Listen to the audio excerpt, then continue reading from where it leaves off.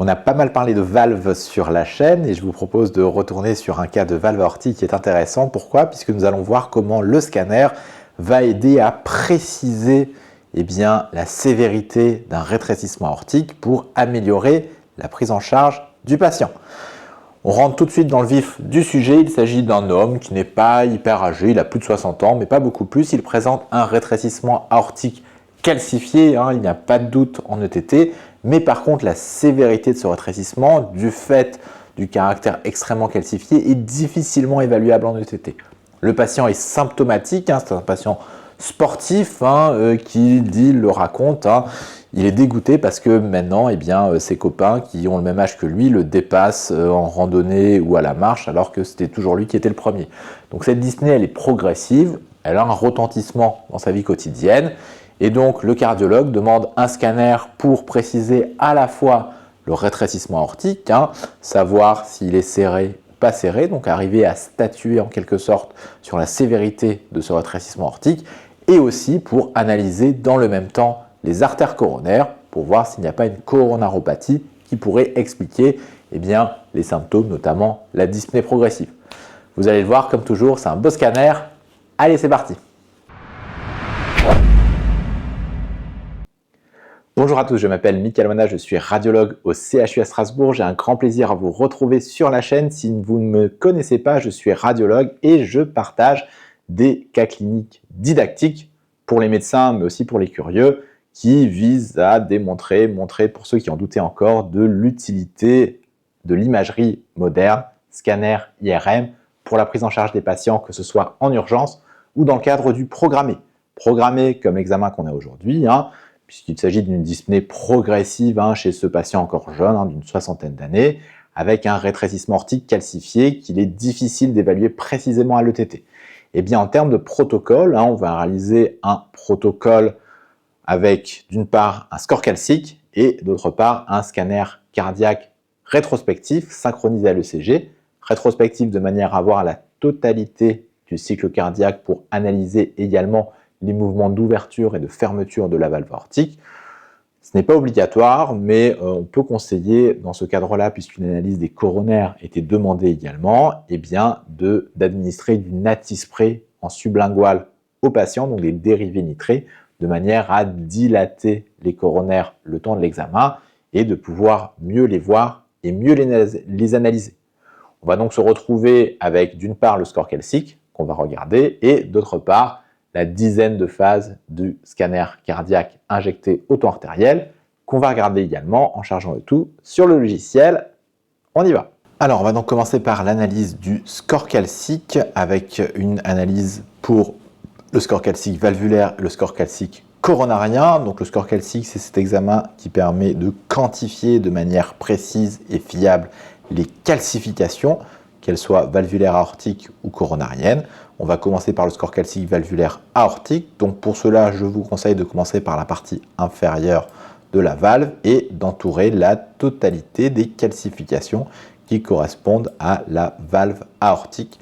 Vous le voyez ici, on le fait progressivement. Vous voyez qu'elles sont assez nombreuses, contiguës, très denses. Donc déjà, simplement la présence d'un rétrécissement aortique extrêmement calcifié, possiblement sévère chez un patient assez jeune, doit faire suspecter une bicuspidie, et on verra ça plus tard. Mais vous voyez, alors là, ici, ça, on ne va pas le prendre, ça c'est pariétal au niveau de la jonction sinotubulaire.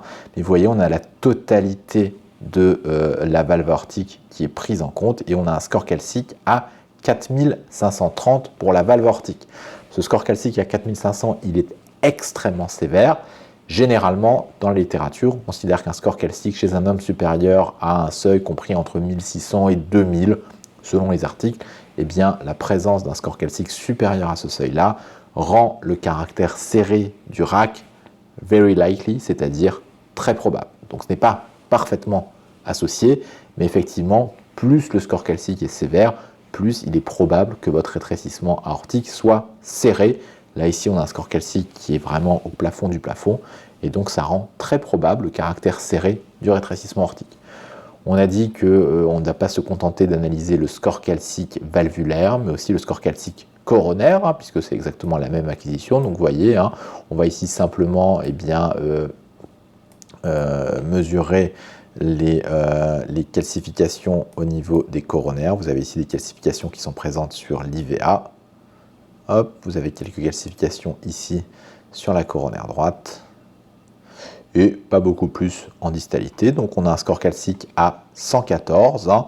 Ce score calcique à 114, on peut le contextualiser par rapport à l'âge et au sexe en utilisant MESA. Donc en utilisant MESA, voilà, il vous suffit de taper dans Google MESA calcium et vous avez le calculateur de l'étude MESA, qui est une étude nord-américaine qui date des années 2000 et qui a analysé les scores calciques de plusieurs milliers de patients.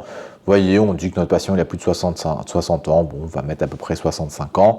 C'est un homme, il est white, alors comme c'est une nord-américaine, la race est prise en compte. Non, c'est souvent pas quelle est l'ethnicité du patient, donc on met white puisque c'est le pire. Et vous avez ici le score calcique à 114, et quand vous calculez, eh bien, ce qui est important, c'est ici, vous voyez le percentile, vous êtes au 57e percentile. C'est-à-dire que par rapport à une moyenne habituelle de cette étude nord-américaine chez des patients de plus de 65 ans, eh bien, notre patient avec un score calcique coronaire à 114, il est à peu près au milieu, c'est-à-dire qu'il a ni plus ni moins que ce qui est habituel d'avoir chez des patients tout venant, compte tenu de son âge et de son sexe. Donc a priori, ça veut dire qu'il n'y a pas de surrisque pathologique coronaire par rapport à cela. Du score calcique, on va maintenant passer à l'analyse de l'examen injecté, du coroscanner injecté. Voilà, notre examen est chargé, hein, un coroscanner rétrospectif avec l'ensemble des phases du cycle cardiaque. On va déjà regarder de manière assez grossière les coupes axiales. Hein. On le voit, hein, on a ici une valve aortique qui est pathologique, qui est extrêmement calcifiée, avec un esprit fibreux épaissi des équivalents de cusp. Hein. Ici, on est sur une phase diastolique, la valve est fermée. On a plutôt une très bonne qualité d'image. Alors qu'est-ce qu'on va faire? Eh bien, tout l'intérêt du scanner est de pouvoir analyser la valve dans l'ensemble des plans que l'on souhaite. Hein. On va donc très grossièrement se mettre dans le plan de la valve. Hein. Vous voyez, hein, on est en double obliquité. Hein. On peut s'incliner exactement dans le plan que l'on souhaite. Et nous avons ici la petite axe, hein, la coupe petit axe hein, par rapport au plan valvulaire aortique. Alors déjà là ici, on voit qu'il y a une asymétrie puisque vous avez une cusp qui est comme ça et deux cusps qui sont plus petites et horizontalisées. On va regarder comment est-ce que cette valve se comporte en termes cinétiques. Hein. Voilà, alors forcément, hein, on a pas mal de phases, hein, donc c'est un petit peu difficile. Hein. Voilà, là toutes les phases ont été chargées. Donc vous voyez ici, vous avez un équivalent de cusp avec un caractère fibreux marqué et d'importante calcification. Vous avez un équivalent de cusp ici, vous avez un équivalent de cusp ici. Et donc les commissures, qui sont les zones d'ouverture des cusps, vous en voyez une ici, vous en voyez une ici qui s'ouvre, celle-ci ici s'ouvre, et celle-là ici ne s'ouvre pas. Pourquoi elle ne s'ouvre pas? On va essayer de s'arrêter sur une phase systolique, hein, quand la valve est le plus ouverte. Voilà. Donc vous voyez ici la commissure s'ouvre, cette commissure ne s'ouvre pas. Pourquoi? Parce que là ici, vos deux valves sont complètement fusionnées. Elles sont fusionnées avec un rafet calcifié. Il s'agit donc bien d'une bicuspidie aortique. Vous avez une cusp ici, vous avez une cusp là, avec ces deux cusps qui sont fusionnés par un rafet. Cette cusp ici, c'est la cusp coronaire gauche. Cette cusp ici, c'est la cusp coronaire droite. C'est donc une bicuspidie L-R entre la cusp coronaire droite et la cusp coronaire gauche, avec ici la cusp NC non coronaire. Et donc vous voyez que l'ouverture, au lieu de se faire de manière triangulaire, cette ouverture s'effectue ici en bouche de poisson, comme ceci. Alors là, on va déjà avoir un paramètre essentiel. Je vous montre déjà l'ouverture de la bouche de poisson avec une commissure ici, une commissure là et une absence de commissure ici. Et vous voyez que sur cette ouverture en bouche de poisson, eh bien, la surface d'ouverture est franchement diminuée puisqu'on est aux environs de 100 mm² de surface d'ouverture, alors que normalement, on devrait être aux environs de 300, 400, 450 chez un patient normal. Donc effectivement, le fait d'avoir une surface d'ouverture anatomique, géométrique, à 1 cm² ou moins, c'est également un argument en faveur du caractère serré du rétrécissement aortique. L'autre argument étant, vous le voyez sur les séquences ciné, eh bien la quasi-absence de mouvement au niveau des cusps. Vous voyez, on a un petit mouvement là ici sur la cusp NC et on a un micro-mouvement sur les cusps fusionnés L-R. Donc vraiment, on a un aspect fibreux, flétri, calcifié, peu mobile des équivalents de cusp. Là encore, ces anomalies cinétiques sont très en faveur du caractère serré du rétrécissement aortique. Donc cet examen, qu'est-ce qui va nous permettre d'affirmer? Eh bien, il nous va permettre d'affirmer d'une part que le patient a effectivement une bicuspidie aortique. Cette bicuspidie a dégénéré avec des calcifications extrêmement sévères. On l'a vu, un score calcique très élevé et un caractère fibreux et calcique des cusps avec une diminution franche de leur mobilité et une ouverture qui est très limitée de l'ordre du centimètre carré. Donc tout ceci, score calcique très élevé, diminution franche du mouvement, surface d'ouverture géométrique à 1 cm² ou quasi, et bien tout ceci plaide en faveur du caractère très serré du rétrécissement aortique calcifié survenu sur une bicuspidie. Donc là, on a fait en quelque sorte le diagnostic de RAC serré, là c'est clair. Il nous reste une chose à voir qui est les artères coronaires.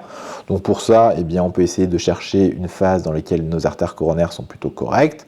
Donc vous voyez, on peut s'amuser ici un petit peu à miper pour voir comment est-ce que sont les artères. Cette phase, elle est plutôt pas mal. C'est laquelle? Ça doit être la phase à 80%. Elle est plutôt satisfaisante. Vous voyez, vous avez la valve mitrale qui est ouverte. Donc c'est effectivement une phase diastolique de remplissage. Donc qu'est-ce qu'on voit? Vous avez ici une naissance séparée IVA circonflexe. Il n'y a pas de tronc commun. L'IVA présente un peu d'athérome par-ci par-là. Vous le voyez, on a ici une petite plaque non calcique, quelques petites plaques calciques par-ci par-là avec des sténoses qui, au pire, ça approche les 50%, mais ça ne les dépasse pas. Pareil sur la circonflexe. Pareil sur la coronaire droite qui est dominante, qui présente de petites irrégularités pariétales, mais avec une absence de sténose, on est de l'ordre de 25 à 49% pour cette coronaire droite dominante. Si on fait la synthèse, au niveau coronaire, il y a de l'athérome. Cet athérome, on l'a vu avec le score calcique, il est dans la moyenne relativement attendue compte tenu de l'âge. Il est non sténosant, c'est du 25-49%, donc du CADRATS 2 au maximum. Par contre, le rétrécissement aortique calcifié sur bicuspidie est serré et il explique très certainement les symptômes du patient. Pas mal, on a pu répondre à la question avec le scan. Voilà, on a vu un cas plutôt sympathique dans lequel on se questionnait sur le caractère serré ou pas serré du rétrécissement aortique. Eh bien, le scanner nous permet d'avoir des arguments supplémentaires et peut constituer ce qu'on appelle en quelque sorte un juge de paix, c'est-à-dire que il va permettre de faire la part des choses entre le caractère serré ou non serré du rétrécissement aortique quand l'ETT n'est pas assez discriminative. Et ça, ce sera utile. Pourquoi? Eh bien, pour pouvoir orienter sur la prise en charge. Ici, on a confirmé le caractère serré chez un patient symptomatique. Ça veut dire qu'il y a nécessité de prise en charge. Est-ce qu'elle sera chirurgicale? Est-ce qu'elle sera par TAVI? Ça, ce sera évidemment la discussion de la RCP, de la réunion multidisciplinaire. Nous, en tant que radiologue, on a fait notre job et je crois qu'on peut être content parce que c'est plutôt pas mal. Voilà, je vous dis à bientôt sur la chaîne. Ciao, ciao!